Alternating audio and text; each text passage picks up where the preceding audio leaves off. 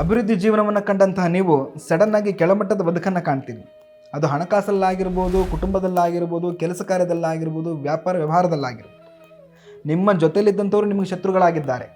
ತುಂಬ ಚೆನ್ನಾಗಿ ಅಭಿವೃದ್ಧಿ ಆಗಿರ್ತಕ್ಕಂಥ ಜಾಗದಿಂದ ಸಡನ್ನಾಗಿ ನೀವು ಹೊರಗಡೆ ಬರ್ತೀರಿ. ವ್ಯಾಪಾರ ಚೆನ್ನಾಗಿ ಅಭಿವೃದ್ಧಿ ಆಗ್ತಾ ಇರುತ್ತೆ, ತುಂಬ ಚೆನ್ನಾಗಿ ಎಸ್ಟಾಬ್ಲಿಷ್ ಮಾಡಿರ್ತೀರಿ. ಏಕಾಏಕಿ ಆ ಜಾಗವನ್ನು ಮತ್ತು ಆ ಉದ್ಯೋಗವನ್ನು ಕ್ಲೋಸ್ ಮಾಡ್ಕೊಂಡು ಬಂದುಬಿಡ್ತೀರಿ.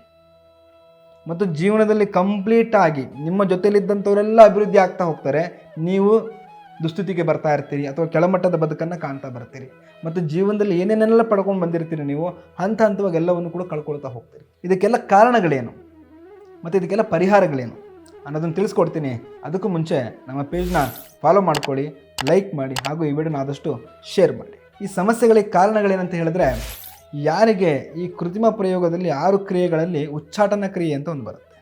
ಆ ಉಚ್ಚಾಟನ ಕ್ರಿಯೆ ನಿಮ್ಮ ಮೇಲೆ ನಡೆದಿದ್ದರೆ ಮಾತ್ರ ಈ ಥರದ ಪ್ರಭಾವಗಳು ಎದುರಿಸಬೇಕಾಗ್ತಕ್ಕಂಥದ್ದು. ಇದನ್ನು ಮಾಂತ್ರಿಕ ಕ್ರಿಯೆಗಳು ಅಂತ ಹೇಳ್ತೀವಿ.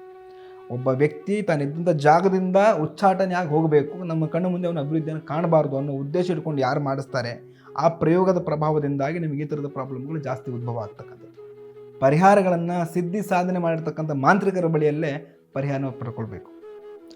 ಸರಳ ಪರಿಹಾರ ಮನೆಯಲ್ಲೇ ಮಾಡ್ಕೊಳ್ಬೇಕು. ಒಂದು ನಿರಾಳವನ್ನು ಅನುಭವಿಸ್ಬೇಕು ನೀವು ಅಂತ ಹೇಳಿದ್ರೆ ಮನೇಲಿ ಏನು ಮಾಡಬೇಕು, ಬಹಳ ಮುಖ್ಯವಾಗಿ ನೀವು ಕುಲದೇವರ ಆರಾಧನೆಯನ್ನು ಮಾಡಬೇಕು, ದುರ್ಗಾದೇವಿ ಪೂಜೆಯನ್ನು ಮಾಡಬೇಕು ಮತ್ತು ಪ್ರತಿನಿತ್ಯ ಹನುಮಾನ್ ಚಾಲಿಸವನ್ನು ಪಠಣೆ ಮಾಡೋದ್ರಿಂದ ಸ್ವಲ್ಪ ಮಟ್ಟಿಗೆ ಈ ಒಂದು ಸಮಸ್ಯೆಯಿಂದ ನಿರಾಳತೆಯನ್ನು ನೀವು ಕಾಣಬಹುದು.